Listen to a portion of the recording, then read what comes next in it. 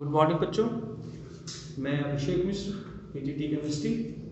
आज 11th class के लिए एल्केन और एल्कीन की केमिकल प्रॉपर्टीज को लेकर उसको एक्सप्लेन करने। लास्ट क्लास में हमने प्रिपरेशन देखा था और प्रिपरेशन देखने के बाद कुछ मैकेनिज्म देखी थी।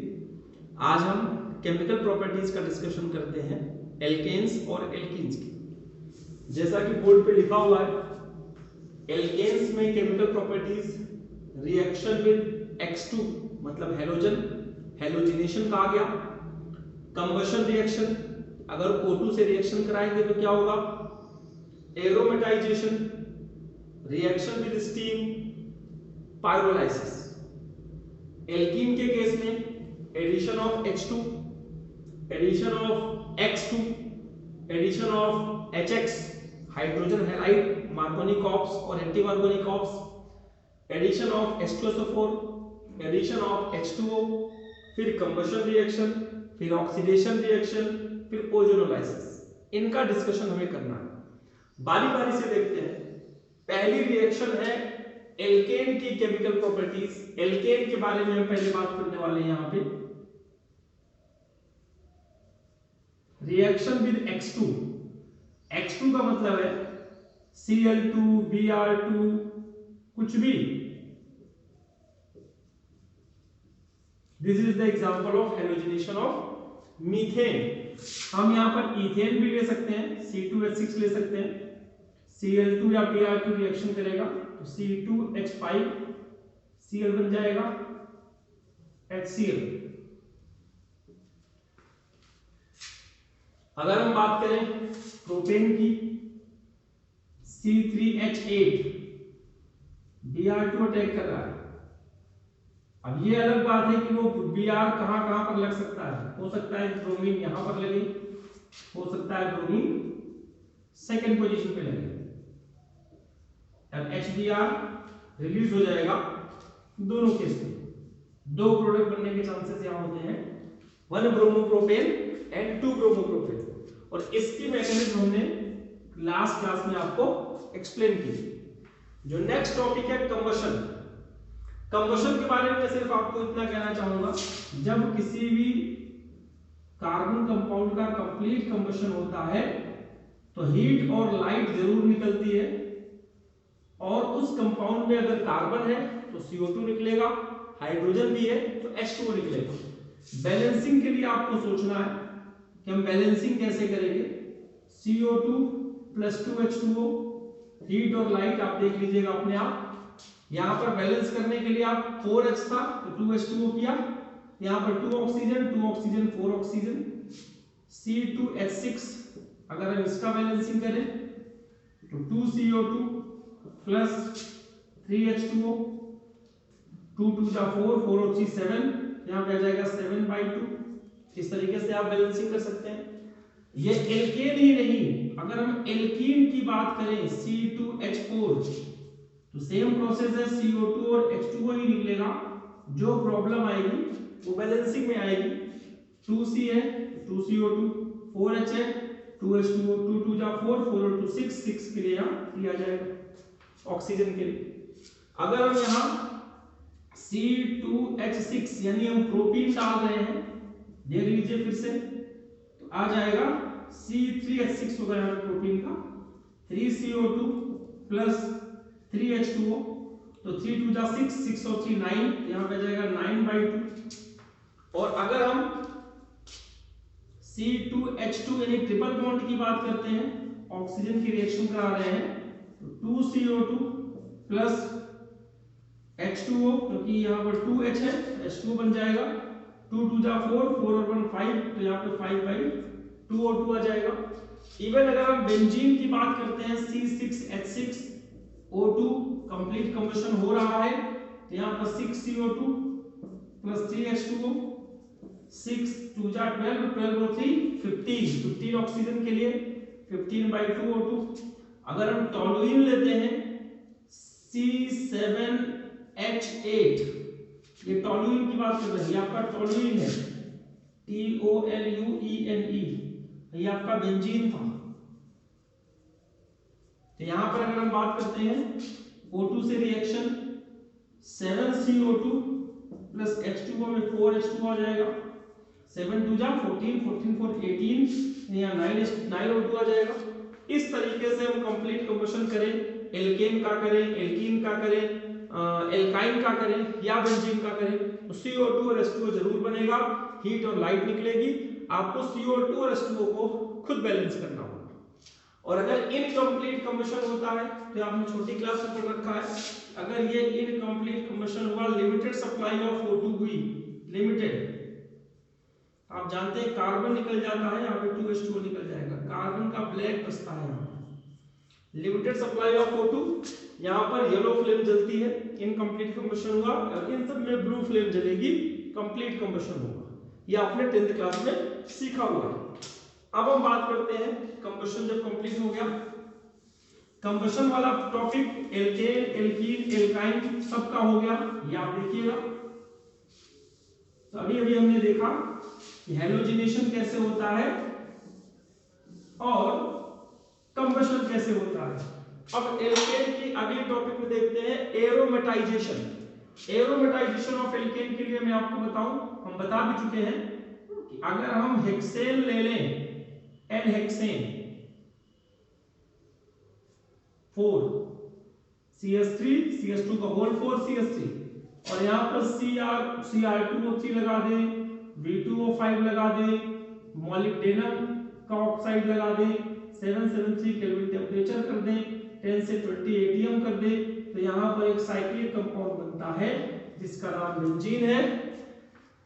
हेक्सेन से बेंजीन यानी ओपन हाइड्रोकार्बन से, ओपन चेन हाइड्रोकार्बन से एरोमेटिक कंपाउंड बनाते हैं, that is why the process is said to be aromatization. हमने आपको बताया था कि यहां पर अगर हेक्टेन ले लेंगे, कि हेक्सेन है एन हेक्सेन, अगर यहां हेक्टेन ले लेंगे तो वहां टोलुइन बन जाएगा, बेंजीन रिंग जरूर बनेगी, उसके ऊपर CH3 जितने भी कार्बन आप बढ़ाते जाएंगे वो बढ़ता जाएगा। रिएक्शन विद स्टीम, किसी भी हाइड्रोकार्बन की रिएक्शन अगर हम स्टीम से करें यानी पानी से करें तो कार्बन मोनोऑक्साइड और H2 बनता है, इसी को हम वाटर गैस बोलते हैं, ये आप पढ़ेंगे हाइड्रोजन के चैप्टर में। तो कोई भी हाइड्रोकार्बन अगर यहाँ सैचुरेटेड हो, अगर कार्बन की भी हम रिएक्शन कराते हैं C+H2O से स्टीम से, यहाँ बनता है CO+H2। सेकेंड वाला बैलेंस है, फर्स्ट वाले को बैलेंस करने के लिए क्या करेंगे, आप इसको देखिए, 4 और 2 6, तो 3H2 बनेगा, यहाँ पे बैलेंस हो जाएगा। C2H6 अगर H2O से स्टीम से रिएक्शन करता है, यहाँ पर निकल का कैटलिस्ट होता है, अभी टेम्परेचर 1273 केल्विन है, एक बार आप बुक में देख लीजिएगा, यहाँ पर बन जाएगा 2CO प्लस H2 में देखिए बैलेंस करिए, 6 यहाँ है, 2 यहाँ है, 8 यहाँ 2 करना पड़ेगा, सॉरी ऑक्सीजन बैलेंस करेंगे, इसमें 2 ऑक्सीजन, 2H2O किया, 6 4 10 हो गया, यहाँ 5 आ जाएगा। C3H8, ये C3H8 एग्जाम में पूछा गया है, H2O यहाँ पे 3 आ जाएगा, same reaction 3CO plus 7H2, इस रिएक्शन को हम बोलते हैं रिएक्शन विद स्टीम किसी भी एल्केन की, और जो प्रोडक्ट बना CO प्लस H2 को, उसी को वाटर गैस या सिन गैस कहते हैं। अब बात करते हैं पाइरोलाइसिस। पाइरोलाइसिस में क्या कहा गया कि मान लीजिए कोई बड़ा सा हाइड्रोकार्बन है C6H14, इसको हीट किया तो कितने छोटे छोटे पार्ट में टूट सकता है हीट करने पर। पाइरो मतलब हीट, लाइसिस मतलब breaking, breaking in presence of heat. अगर इसमें 3 में तोड़ दे, CH4 में तोड़ दिया, C2H4 में तोड़ दिया, तो तीसरा बन जाएगा C3H6। ये आप चेक कर लीजिए, 6 4 10 10 4 14, तो ये कितने पार्ट में से ब्रेक कर सकते हैं, वो जितनी भी पॉसिबिलिटी आप ढूंढेंगे वो सही रिएक्शन होगा। ये हमने हेक्सेन का पाइरोलाइसिस किया हुआ है। पाइरोलाइसिस का मतलब breaking in presence of heat, heat की प्रेजेंस में आप उसको कैसे ब्रेक करेंगे। अब नेक्स्ट हम आ जाते हैं आपकी एल्कीन की प्रॉपर्टीज में। एल्कीन की केमिकल प्रॉपर्टीज को बताने से पहले मैं एक छोटी सी बात बताना चाहूंगा।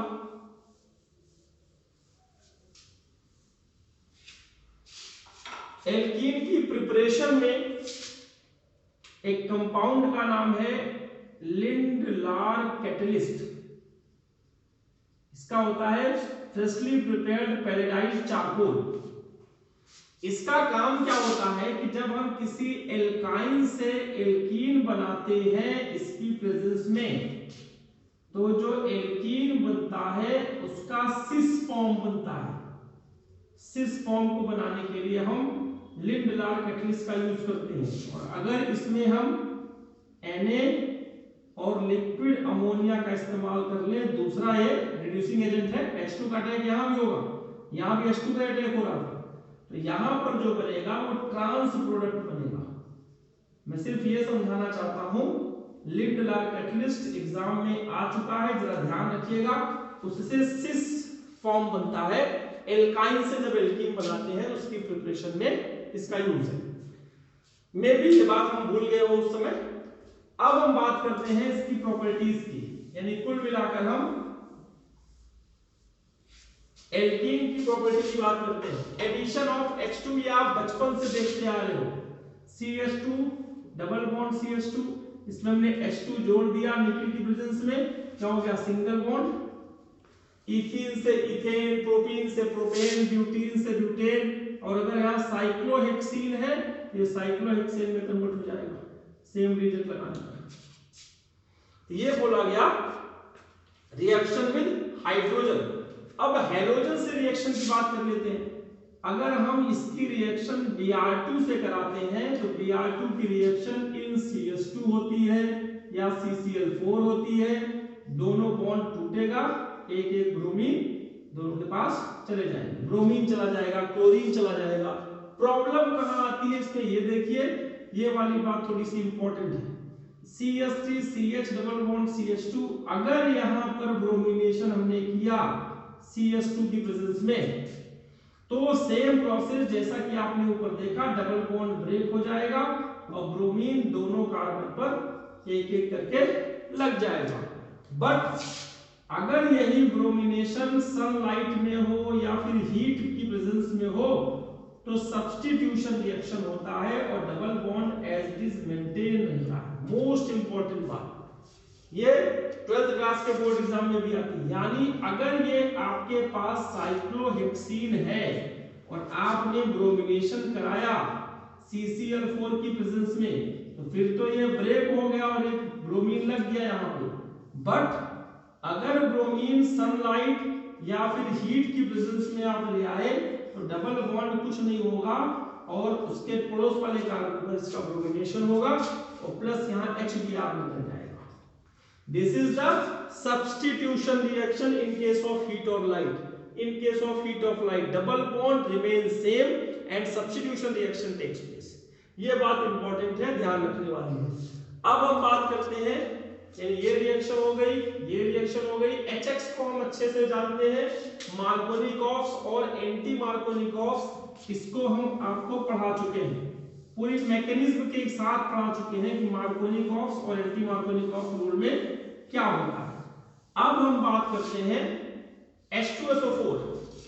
तो H2SO4 का एडिशन अगर हम कराते हैं, एग्जांपल ले लिया, चलिए ये H2SO4 हमने डाला, तो H2SO4 का निगेटिव पार्ट जो है वो बीच में जाएगा और पॉजिटिव वाला किनारे जाएगा। मार्कोनिकॉफ रूल को ही फॉलो करेगा, OSO2OH HSO4, और ये आइसोप्रोपाइल सल्फेट बोलते हैं इसको, आइसोप्रोपाइल सल्फेट। ध्यान रखिएगा जब ये टूटेगा H प्लस और HSO4 माइनस में जाता है, तो ये माइनस वाला आपका यहाँ लगा हुआ है।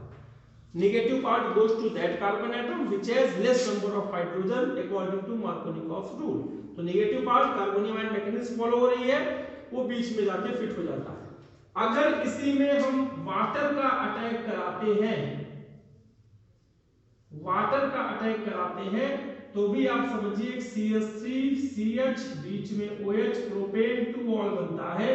क्यों? क्योंकि यहाँ H प्लस है और OH माइनस है, माइनस वाला आपका मार्कोनिकॉफ रूल को फॉलो करके बीच में जाके फिट हो जाता है। ये रिएक्शन एसिडिक मीडियम में हो रही है, तो चाहे H2O का अटैक हो, H2SO4 का अटैक हो, आप ध्यान रखिएगा कि वो मार्कोनिकॉफ रूल को फॉलो करेगा। ये रिएक्शन हमने देख ली, कंबशन हम देख चुके हैं। अब हम बात करते हैं ऑक्सीडेशन की। ऑक्सीडेशन में क्या कहा गया, अगर डाइल्यूट KMnO4 हमने लगाया तो ऑक्सीजन जो होता है जितने भी डबल बॉन्ड वाले कार्बन है दोनों पर लग जाता है। यानी अगर यहाँ पर हमारा CH3 CH double bond CH2 propene है तो सेम रिएजेंट लगा है, डबल बॉन्ड ब्रेक हो जाएगा, उस पर क्या लग जाएगा OH, क्या लग जाएगा OH। समझ में आ रही है बात? ये डाइल्यूट H2SO4 का काम है कि जितनी जगह डबल बॉन्ड होगा उनको ब्रेक करके OH लगा देगा। अगर यही KMnO4 एसिडिक हो और ये अनसिमेट्रिकल एल्कीन हो, C double bond CH2, acidic KMnO4, अब ये क्या करेगा कि जो अनसिमेट्रिकल वाला पार्ट है वो कीटोन में कन्वर्ट हो जाएगा और बाकी का जो CH2 है वो CO2 और H2 बन के निकल जाएगा। यानी मेन प्रोडक्ट आपका अनसिमेट्रिकल वाला पार्ट एल्डिहाइड और कीटोन वाला, या तो एल्डिहाइड में कीटोन में इस तरह कन्वर्ट हो जाएगा। और अगर यही सिमेट्रिकल होता CH3 CH double bond CH CH3 और यहाँ भी ये एसिडिक KMnO4 लगा होता तो ये बीच से टूटेगा और दोनों पार्ट जो है एसिड में कन्वर्ट हो जाएंगे, क्योंकि KMnO4 स्ट्रॉन्ग ऑक्सीडाइजिंग एजेंट होता है, ये ऑक्सीडाइज करता है कार्बोक्सिलिक एसिड में। तो सिमेट्रिकल एल्कीन अगर है तो कार्बोक्सिलिक एसिड, अनसिमेट्रिकल है या तो एल्डिहाइड या कीटोन, फिर CO2 और H2 निकल जाएगा। और डाइल्यूट अगर हम यूज कर रहे हैं तो जितने भी डबल बॉन्ड है वो ब्रेक होकर हर कार्बन पर जो डबल बॉन्ड वाला कार्बन था OH लग जाएगा। तो ये सिंपल सा ऑक्सीडेशन का कॉन्सेप्ट था, उम्मीद है समझ में आया होगा। अब हम एक मोस्ट इंपॉर्टेंट बात बताने जा रहे हैं, टॉपिक का नाम है ओजोनोलाइसिस। आपके एनसीईआरटी में 4 या 5 क्वेश्चन है ओजोनोलाइसिस के एक्सरसाइज में, और मेरी गारंटी की फाइनल एग्जाम में ओजोनोलाइसिस से कुछ न कुछ जरूर रहेगा। तो सबसे पहले मैं बेसिक कॉन्सेप्ट बताता हूं, ओजोनोलाइसिस। इसमें क्या होता है कि जब किसी एल्कीन की ओजोनोलाइसिस करते हैं तो एक हट झोपड़ी लाइक स्ट्रक्चर बनता है जिसे हम ओजोनाइड कहते हैं। चेक कर लीजिए, इसमें आपको 3 ऑक्सीजन मिल जाएगी। और जब इसमें हाइड्रोलिसिस करते हैं, रिडक्टिव हाइड्रोलिसिस, देखिएगा ये बॉन्ड इसके पास चला जाएगा, ये इसके पास चला जाएगा और ये ऑक्सीजन जो बची वो जिंक के साथ जिंक ऑक्साइड बना लेगी, CH2 double bond CH2 O double bond CH2।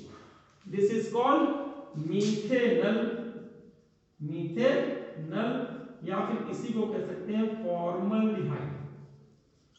Ozonolysis का ये कॉन्सेप्ट है। मैं क्या कहता हूं बच्चों से, सिंपली इस चीज को वैसे समझिए। अगर ओजोनोलाइसिस को आसान तरीके से समझना है, CH2 डबल बॉन्ड CH2